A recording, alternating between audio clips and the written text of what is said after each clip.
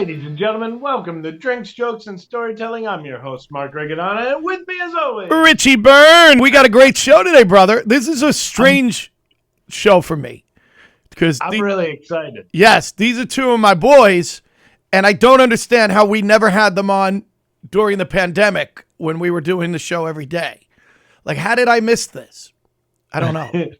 Well, for a while we were trying to just have comics on, and I think Oh yeah, that's true. And we want any other artist. Any other artist. What's your art? What do you do? We want you. Yes, we're really tired of comics. So a big hand for Stephen and Robert Morris. How about it? Yeah, what's up, boys? What's up, man? Thank you for being here. These are two of the top musicians in the country, as far as I'm concerned. They're amazing. They sing, they play instruments, they dance, they tell. And I'm very proud because they first of all, they went to my high school, which we went to the same high school. At second, they were the leaders of my band on the Richie Byrne show, Mark. They awesome. Yeah. Wait, hold on, wait. I should talk about this too.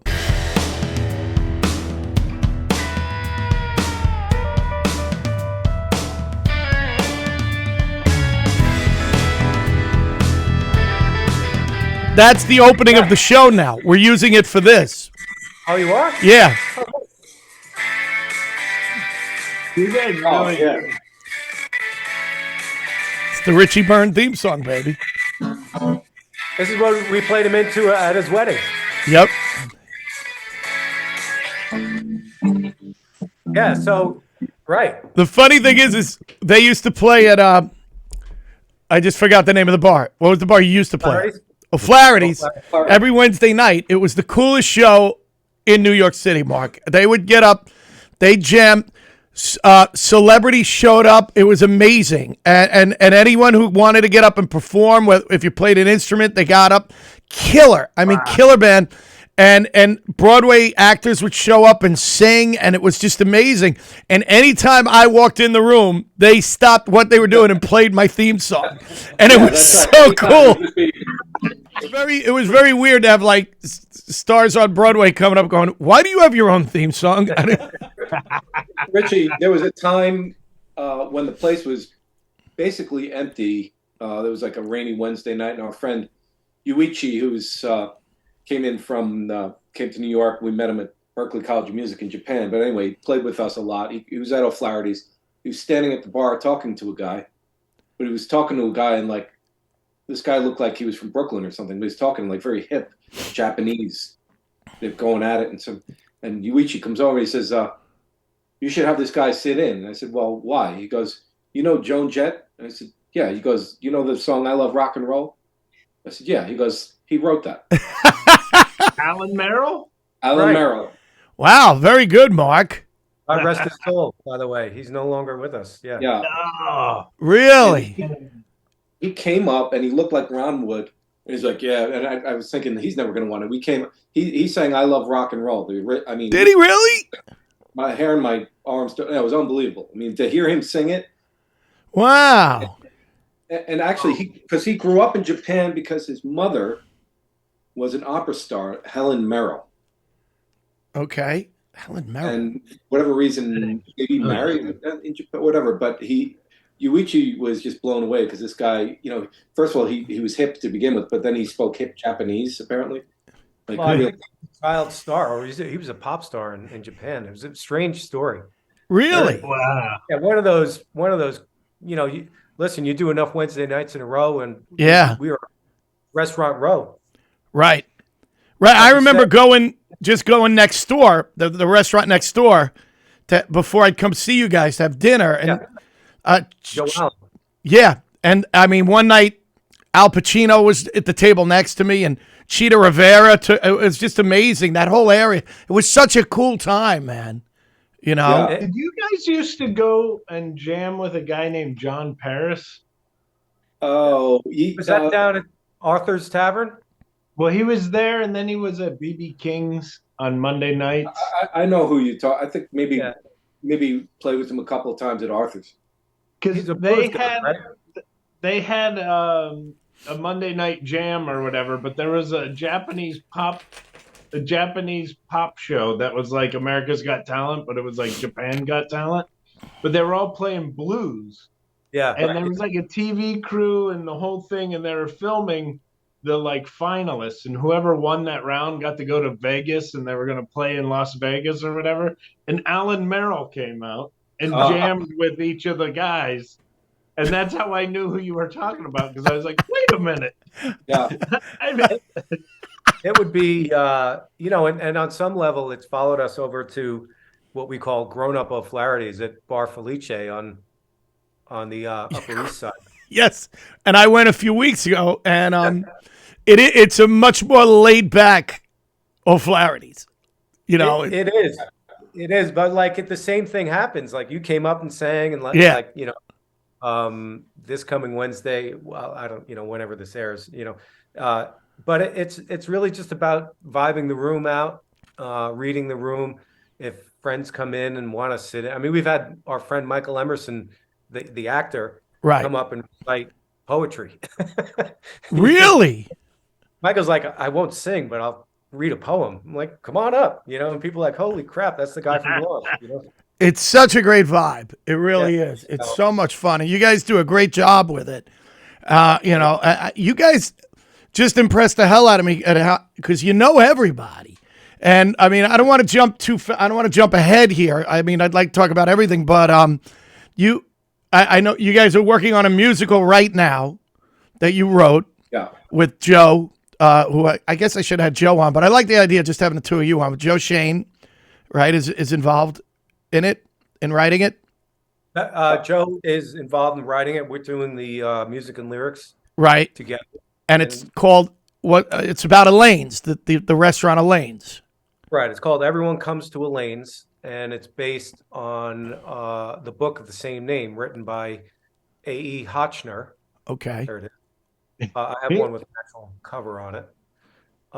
And Robert, Joe, and myself were all regulars at Elaine's for a number of years, and Elaine took us in like young little lost kittens, and we were the young guys. And her story is incredible. The story of the restaurant is incredible.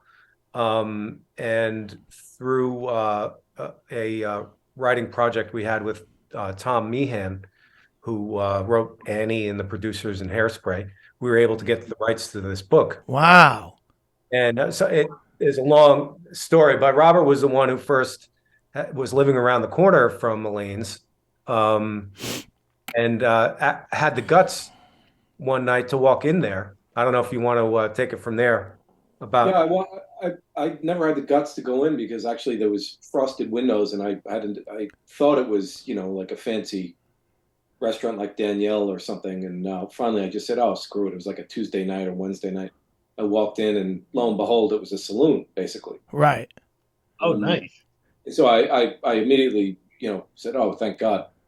And I just went to the bar. I had, I remember my budget was $20, a crisp 20. Still is.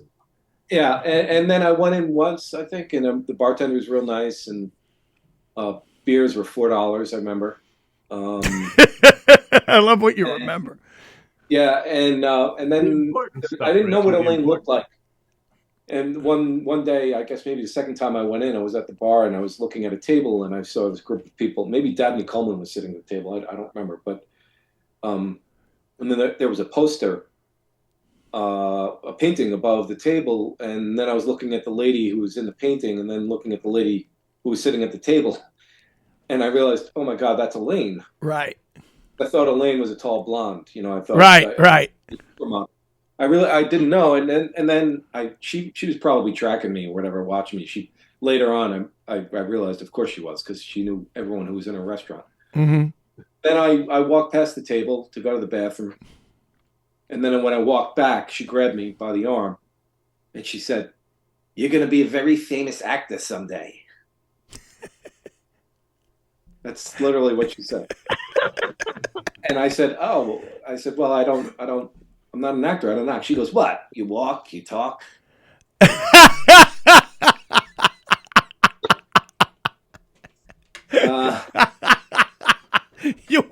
You talk. Yeah, that was it. There it is. That's all you need. Yeah, she You talked got me the into it. goods. Now, I still haven't fulfilled the prophecy, but there's time,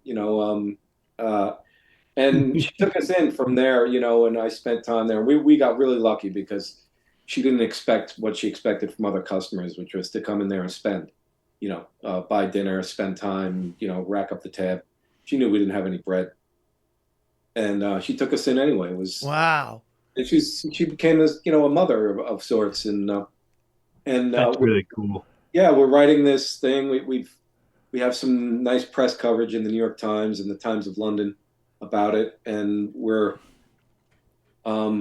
done a couple of readings, and now we're looking for a home to do a regional production or some kind of meaningful workshop where we can, do 3 or 4 weeks of performances or something like that. And that's the tricky part, is because you have to have timing and the money and all that stuff together. So, but we're in good shape otherwise. We have the script score and team. We have the underlying rights. We have a director and Who's the director? Jeff Calhoun.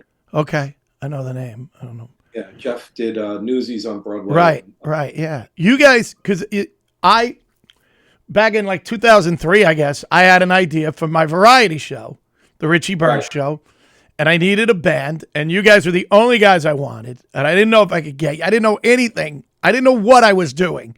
And I remember I called one of you, Steve, and you guys said to me, all right, well, let's meet and talk about it. And I said, okay, where do you want to meet? And you were like, well, you want to meet us at Elaine's? And I thought that was the hippest, coolest thing, that we were going to Elaine's to have this meeting about my show, and I go to Elaine's, and you guys are there, and I'd never been there before, and I like you said, Robert, like walking in that door, you don't want to just walk in that door, because it's royalty, it's entertainment royalty, and you guys are there like you own the joint, which is killing me. And then Elaine came over and sat with us. And that just blew my mind. And she started talking to me about comedy, because you guys told her Richie's a comedian. And she started talking about Jackie Gleason to me. And she had Jackie Gleason stories. And I couldn't believe it was so cool. She told me he passed out over there once. And I'm pretty sure she slept with him, too. I think she slept with him. I'm not positive, but I was like, dude, she was talking, man. The way she was talking about him, I got a feeling they had a night. Yeah, she loved comics, and yeah, she had. I mean, one of my favorite quick stories is Don Rickles would come in there, and I was there on a Thursday night, and Don Rickles was in his table in the back, and Elaine would escort Don Rickles all the way from the back of the restaurant to the front, and Don Rickles worked every table. Did he really? Oh, it was worth a year's of going to Elaine's. He'd be like, "Hey, there's Saddam Hussein. Hey, Saddam. Hey, there's he comes by me. I'm standing at the bar. And he goes, "Hey, big guy," and he punched me in the stomach. Right? Gives me a sock to the stomach, and I'm like, "Yeah, all right." And as a Thursday night, right, and he's working all the way out, and Elaine's walking him. He goes out the door, big fanfare. I go back the next night, Friday night. Don Rickles is there again. He escorts him from the back. He works the entire room. Comes by me. He goes, "Oh, big guy, you still here?" And he punched me in the stomach again. It was just wow. Guys there, man. Robert Klein would be there a lot, and so just for anybody who doesn't know the history of this, what made Elaine such a powerful place to go for entertainers? It started with her first clientele that really cottoned to the place were writers. The Gay Taleses and George Plimptons and Norman Mailer. Yeah. Was that like that table or whatever? Like she let them run up tabs, and she supported them when they didn't have any work. And she said, I like writers. They're alone all day and they don't want to talk about any, she had famous lines about what they like to talk about at night. And you want to say what she said? Yeah, you can be dirty. It's okay. She said, someone once asked her, Elaine, what do they talk about? Writing? She said, no. They only talk about the same three things. Well, what's that? She goes, baseball, boxing, and pussy. That's like Richie's act. Something like, I mean, so, and people are like, well, she's just like, well, so what happened, to answer the question, is so the writers would come in, and then as Hotchner called them, they were the pilot fish, and then it built from there. And Elaine developed a sense of people could be comfortable there. And on a great night, you just never know what could happen. Who was going to walk through the door, what kind of stories they're going to tell. I mean, I met Keith Richards at the bar. Wow. He walked up to me, goes, "Who has a cigarette?" And like 20 stockbrokers, like, "Me, Keith, me." And wow. John Ritter got me in a headlock. I don't know what is it. Rickles punches him in the stomach. Ritter got me in a headlock. He's a big dude too. He's like, he came up to me. He's like, I had to introduce myself, which you didn't really do at Elaine's. You didn't really, but I had to. John Ritter. I'm like, he's like, I said, "John Ritter, great to meet you." He goes, who is that you're talking to over there? I said, "What do you mean?" He goes, "That gentleman right there is who?" I said, "That's Dick Wolf." "You know Dick Wolf?" I said, "Yeah." "You want to meet him?" He's like, "Really?" And he grabs me and he puts me in a headlock. He goes, "You telling me you'd introduce me to Dick Wolf?" Are you serious? Yeah. Richie knows Dick Wolf. I have a Dick Wolf story, but go ahead. Yeah. We know Dick pretty well. Do you really? Wow. Yeah. I never knew that. Bring him over to Dick Wolf, and I haven't seen Dick Wolf in years, but they started hitting it off. And I swear to God, like 2 weeks later, I'm watching Law and Order, and it's like, boom, boom, boom, boom, guest starring John Ritter. Right? Yeah. And I go to Elaine's that night, and I see Wolf. And I'm like, "Hey, I saw the show tonight. I saw Ritter was on the show." He said, "Yeah, well, he was great, wasn't he?" I was like, "Yeah." And just to bust chops, I was like, "Who introduced you to John Ritter?" He goes, "You did." I said, I'm like, "Hey, so where's my cut?" He goes, "Ask Ritter." I love stuff like that, man. Like that. That's a great story, man. Wow. What year did you guys start going there? Because John Ritter died in, I think, 2002 or 3. I started going in probably 95. Oh, wow. So you guys were pups. We played New Year's. Yeah. Young, and I sat next to Dick Wolf for months before knowing who he was. I just thought he was a guy in a suit. Right. And I was staying late, 2:15, 3, and I used to watch Law and Order. Yeah, it was always on A&E, 3 to 4. Yeah. And I said to the table, I said, "Oh, I'm going to go home, watch Law and Order." The guy in the suit says, "Oh, yeah? Well, what do you?" I said, "Oh, I just really like it. I like the form, and I like all the stuff, and this and this and that." And then Elaine grabs me and whispers, "Don't you know that's fucking Dick Wolf next to you?" I'm like, I didn't know. I didn't ask. Dick Wolf, you idiot. Richie's similar to you. It is similar to. I had an audition for a. I've talked about this on the show before. I had an audition for a new show that Dick Wolf was producing called Conviction, and it was about lawyers. And I didn't realize they called me in after they'd already done the initial auditions. They brought me in later, and I had to play a cop. And I had a monologue, and there was a word in the monologue about he was talking about a burglar, and he called him like a schlemoose or something weird, like a street name. But I'd never heard the word before.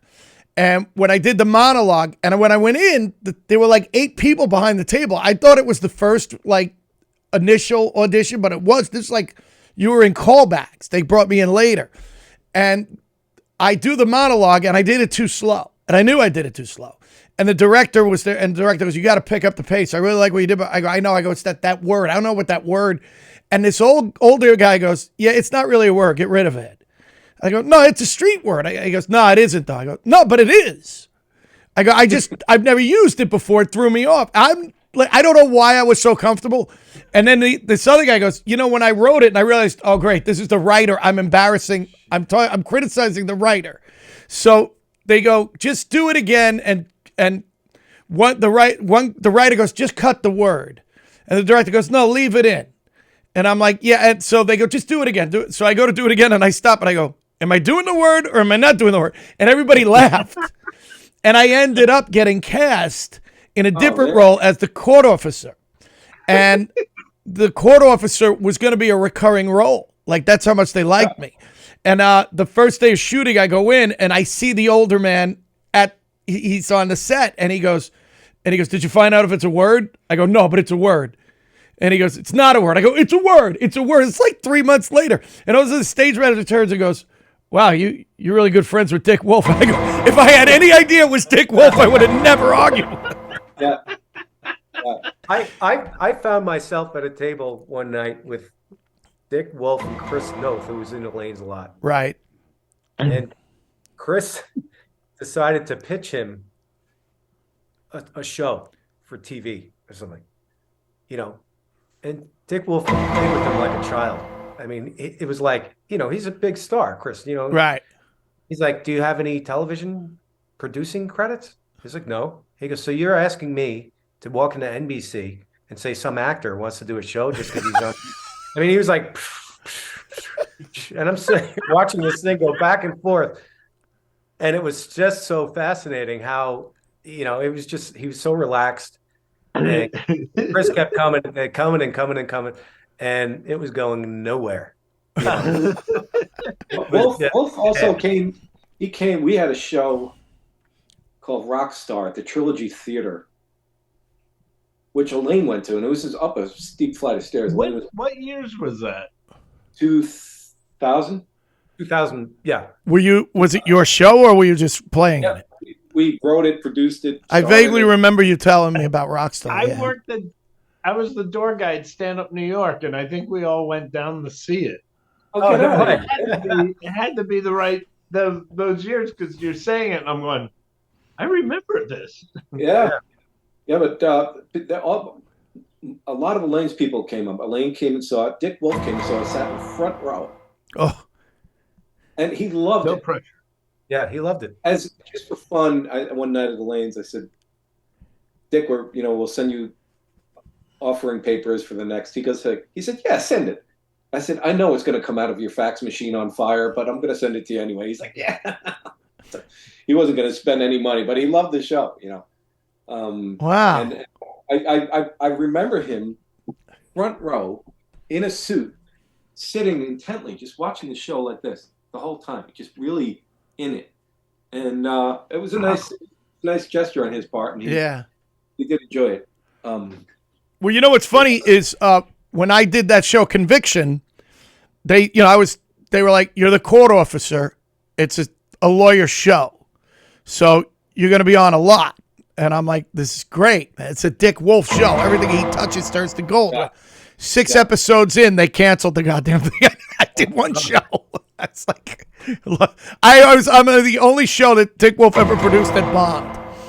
Yeah, another quick Wolf story that I remember sitting there, and Elaine's was unique because it became this epicenter for comedians and artists, actors, but also now what people that started coming in were law enforcement, FBI types, politicians, cops, wise guys. Everyone would be mixed and mingled together, and Wolf would like to pick people's brains, because Law and Order was all that stuff, Mm-hmm.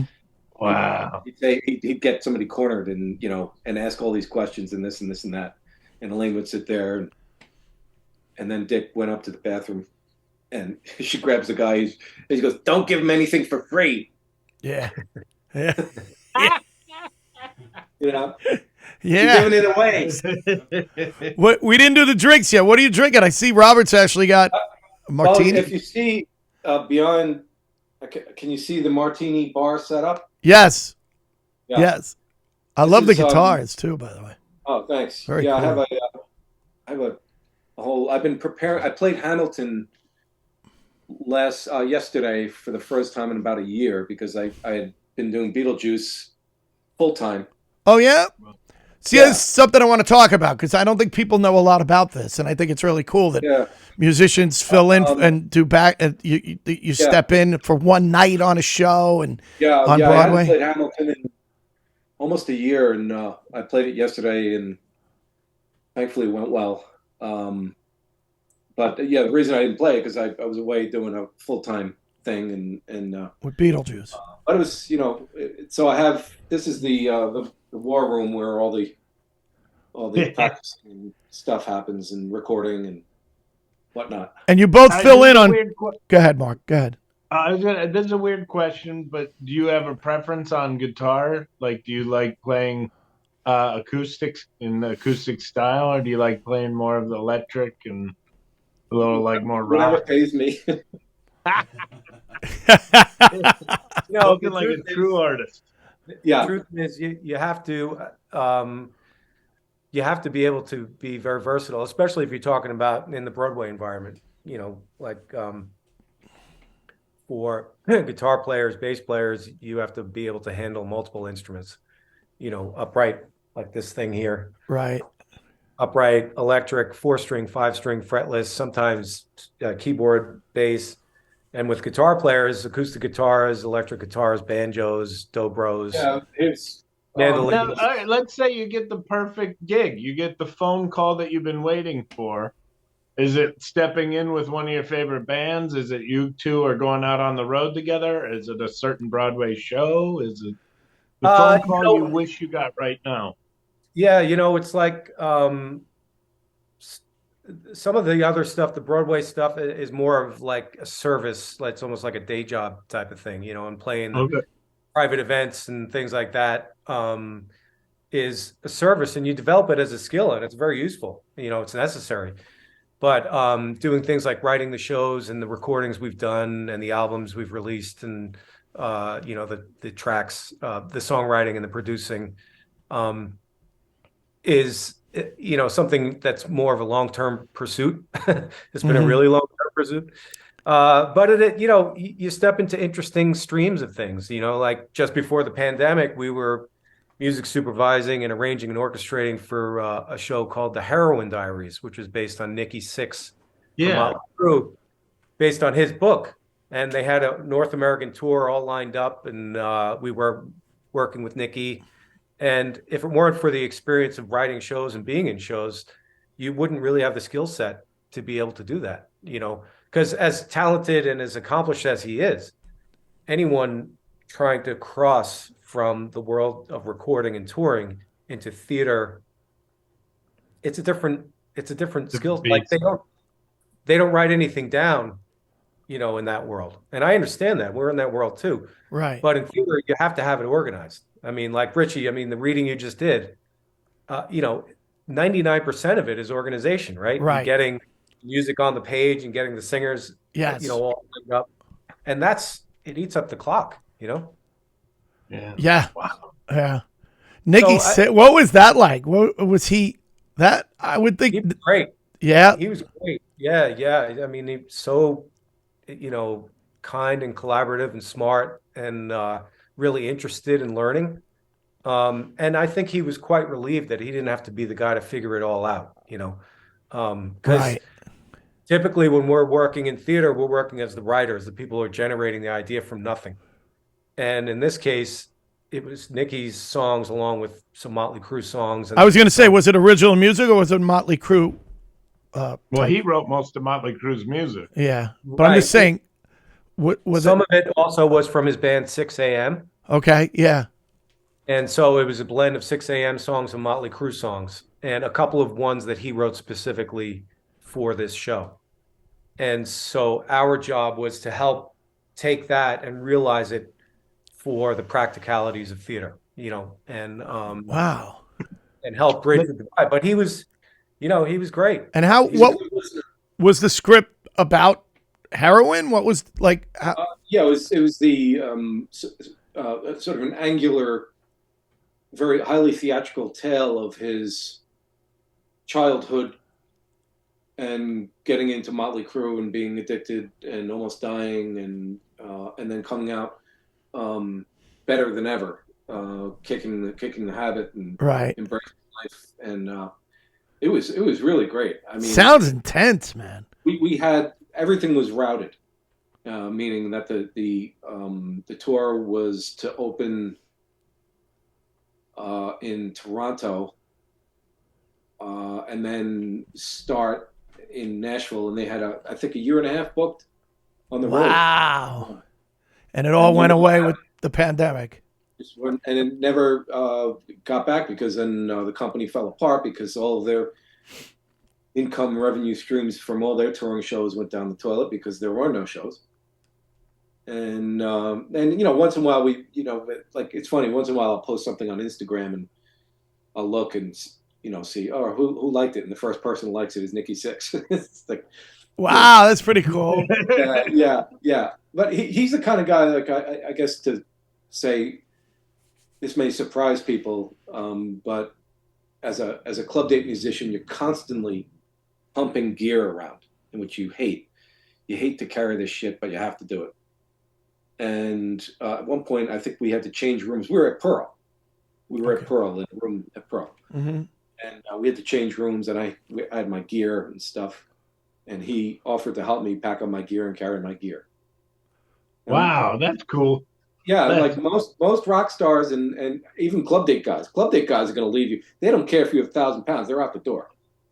They said, "See you, man. That's not my gear. It's not my problem. See you. Bye." Wow. Yeah. So I think it says something about it.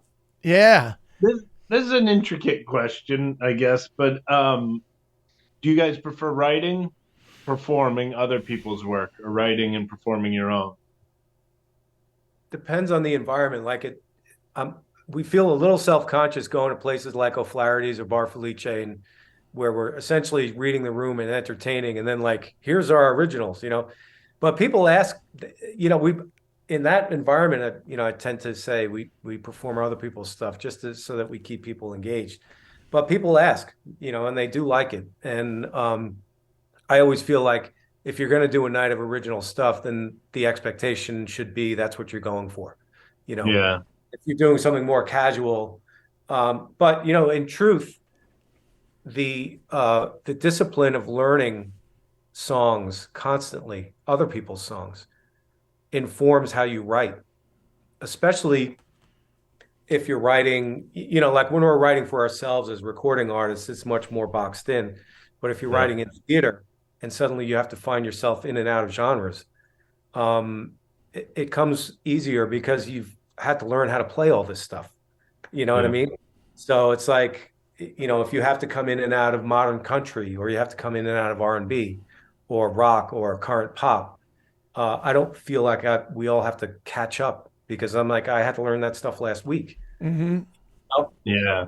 And it makes the writing fun. And in theatrical writing, the trick of it is to make the music, at least what we're interested in, is make the music sound current, yet it's still a theatrical thrust in the storytelling and the lyrics, Yeah.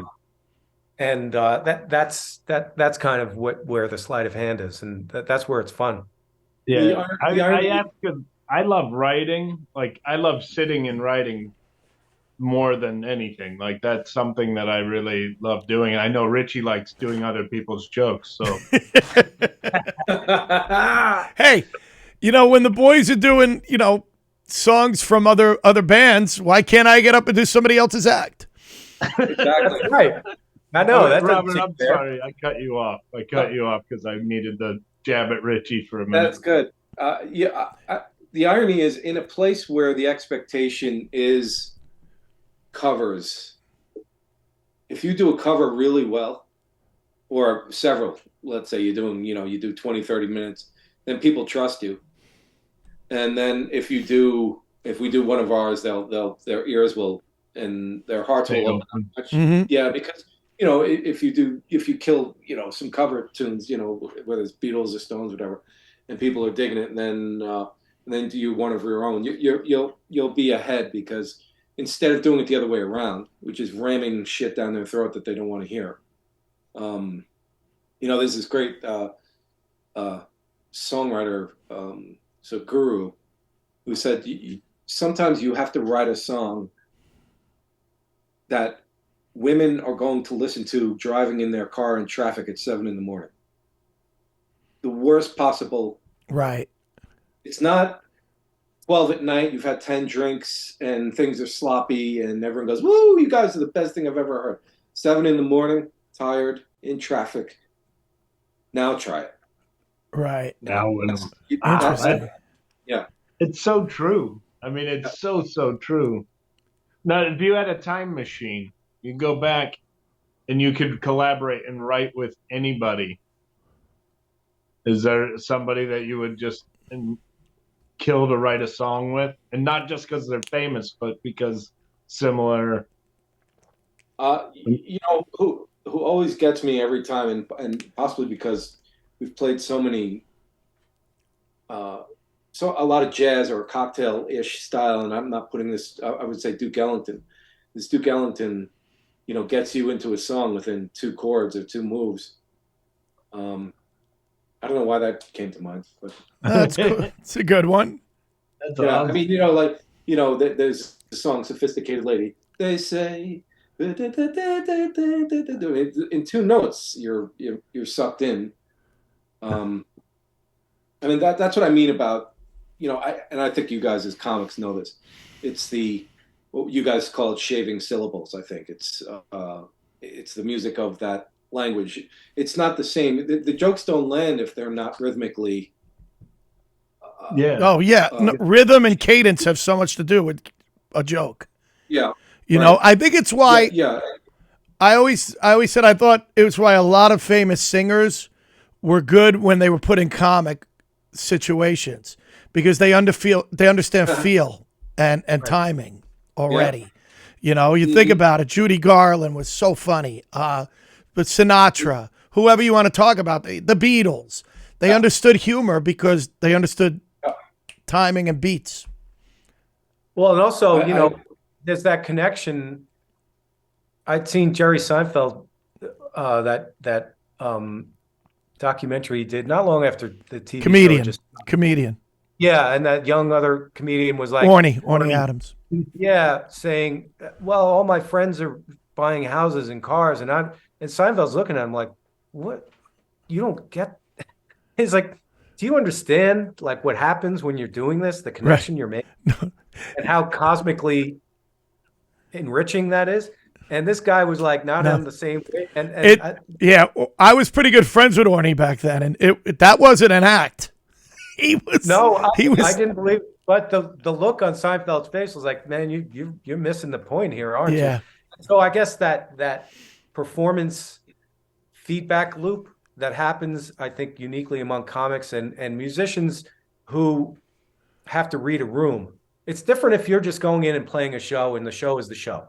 The lights are set, and the pyrotechnics go off at 10:05, and and it doesn't matter what happens. Rock and roll all night is happening at 11:30. But if you have to read a room and see this is working, this isn't working, and when you have the crowd and you don't, I think that feedback loop is the same. And for actors, maybe it's not as improvisational. I don't think. Right. I don't think. Maybe in live theater, I'm sure the gears shift like that. But I think it's that intuition you feel where you're like, oh, I got him. We got him here. Or I don't got him, But yeah, Mark, I mean, you guys have, in a time machine, I think probably all of us would say, what would it be like to hang out with the Rat Pack? Yeah. And do their shows, which combined comedy. I mean, Sinatra, Dean Martin, Sammy Davis Jr. If you ever hear some of the stuff where he really swings, I mean, it's out of this world. And their comic timing. I mean, Dean Martin was off the charts. I mean, his on Johnny Carson. It's uncanny to have all those skills wrapped into one. I mean, it's 3 or 4 of them, which is acting, singing, dancing, and comedy.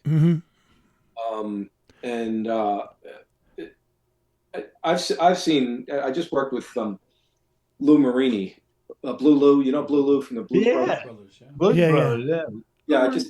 I just did a bunch of his big band jazz charts, which is like 21 piece. It's out of this world. It's like really wild, music and very hard, very difficult stuff. But he's one of the greatest joke storytellers I've ever seen. He comes into the room with 21 guys who are all heavy cats, and he gets them. He has jokes ready, stories ready, which I've been stealing left and right. And, it's just Like Richie. yeah. Oh no, I have a couple from him. Jokes, right? We're heading into Lent, but Judas goes up to Jesus and says, "Hey Jesus, you coming to the Last Supper tonight?" And Jesus goes, "Huh?" He goes, "No, supper."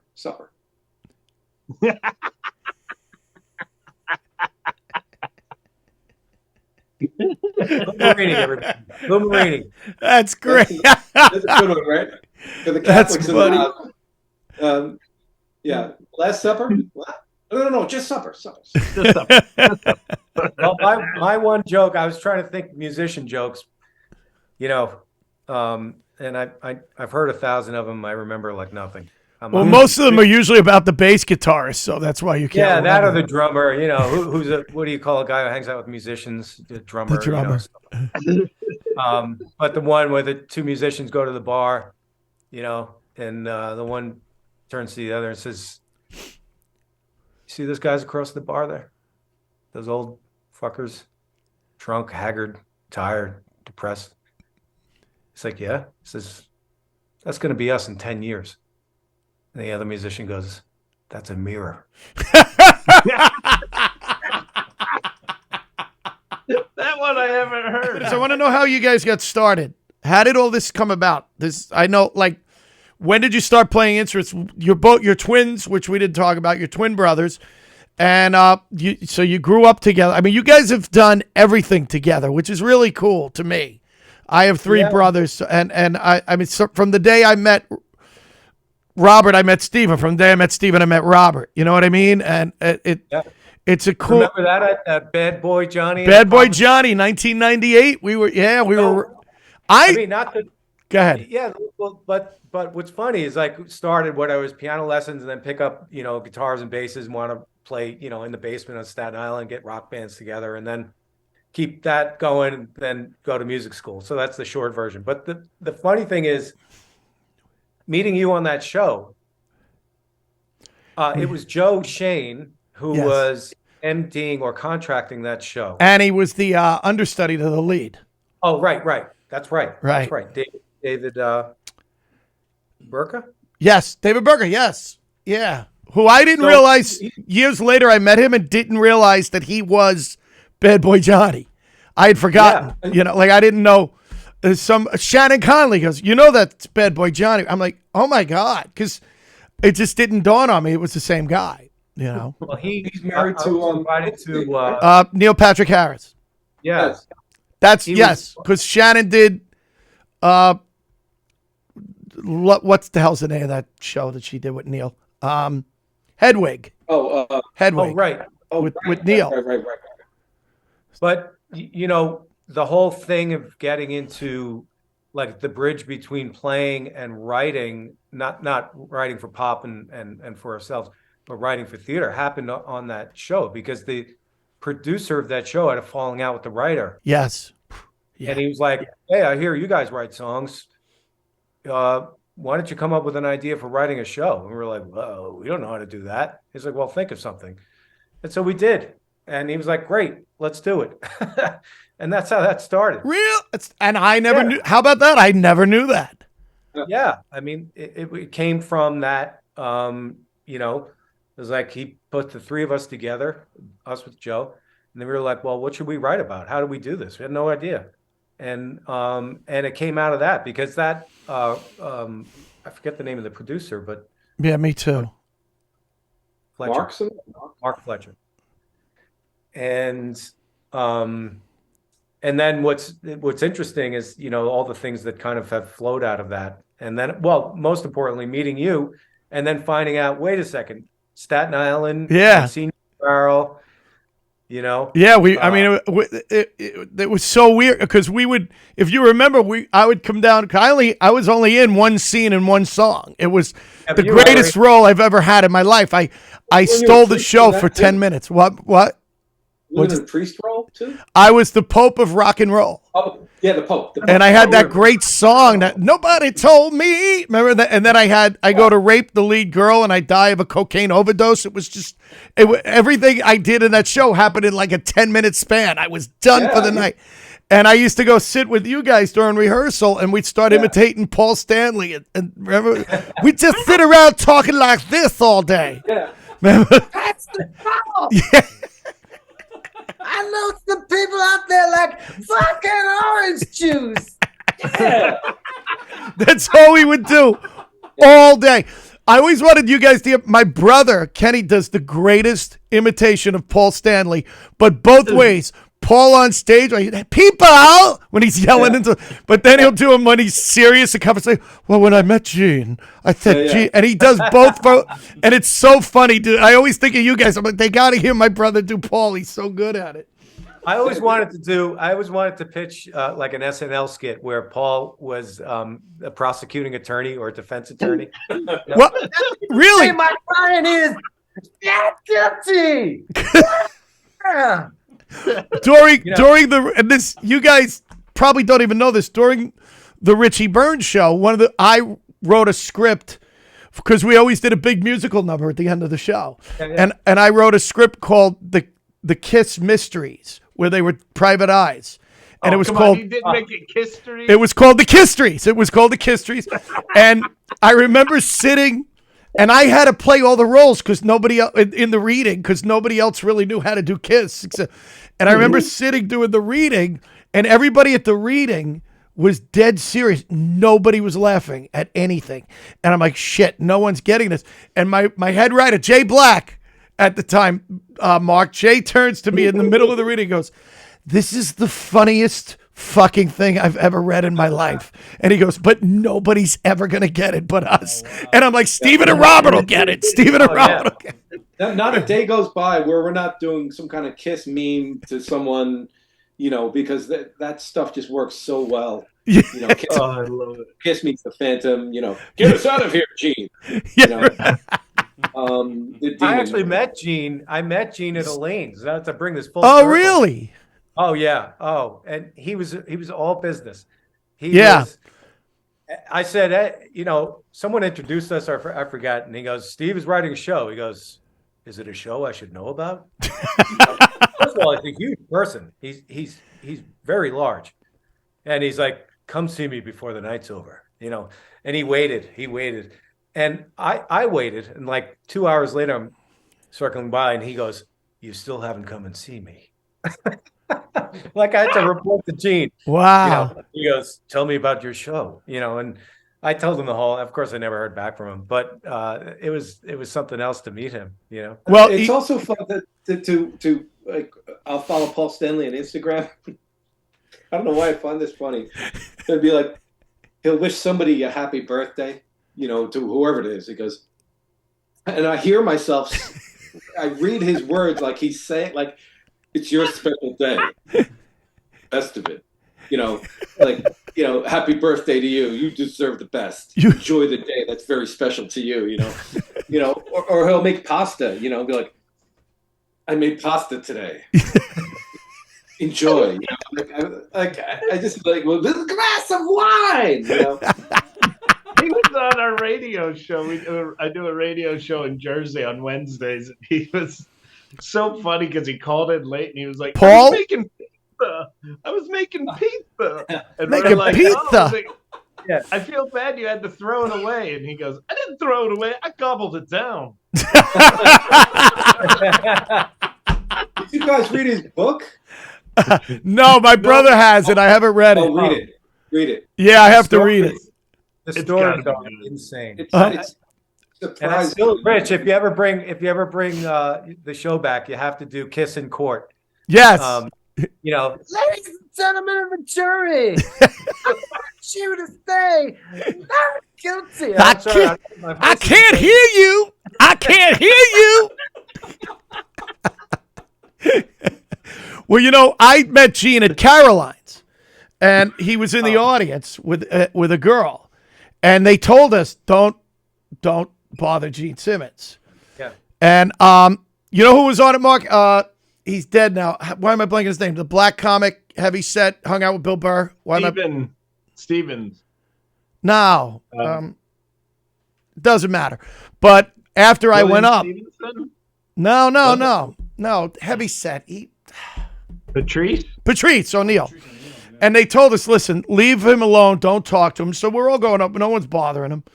And it's Patrice goes up and starts going, hey, Gene. Hey, Gene, when you made this, he's asking him questions from the. I'm like, I guess we should have talked to him. But I went over to Gene and at the table and I said, hey, just want to say hi. And he goes, you're a very funny man. Very, very funny man. Very funny. So I go to walk away and I go, it's rude. I turn to the girl he was with, the woman. I go, hi, I'm Richie and thank you for coming. She goes, oh, thank you. And like she lit up. And I go, I just want to say hi to you too, because I've been around famous people before. And I noticed when you're around famous people, no one ever notices you. They just notice famous. She goes, I know. Isn't that the worst? And Gene goes, that's enough. That's enough. Oh my God. That's enough. Okay, Gene. Yeah. That's enough. Oh my God.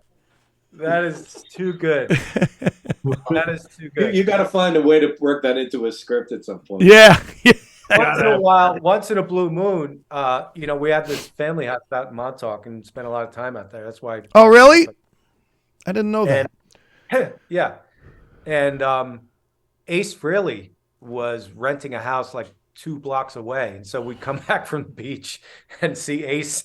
It's so weird. Like, yeah. You expect to see him in a spacesuit, but not coming back to the beach, dragging a beach chair, And I was like, wow, that's so cool. If you think about it, Kiss was the original woke group. They identified as a spaceman. He's a kitty cat, and I'm the star child. Yeah. None of them were just them. Where did you guys grow up in Staten Island? What part? On the North Shore near Victory and Slauson. And what town is that? Castleton Corners. Oh, yeah, okay. Well, that's not. I grew up on Kissel Avenue, not that far. Over by. I actually grew up down across the street from Snug Harbor.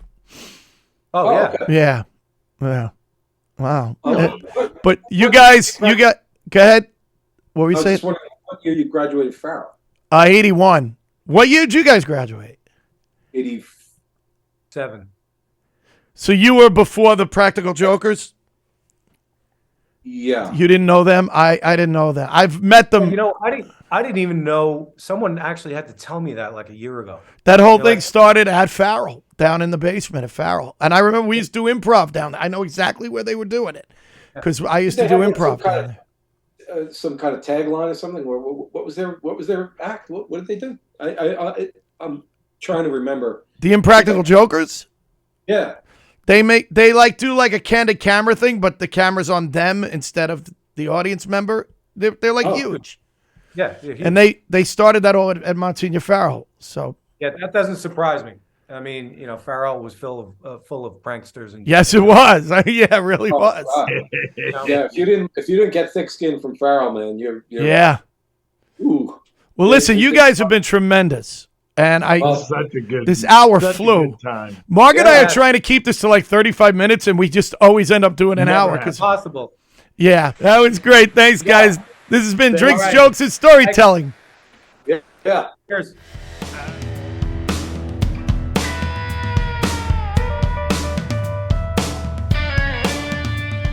Richie Byrne. That's right. Richie Byrne. Funny.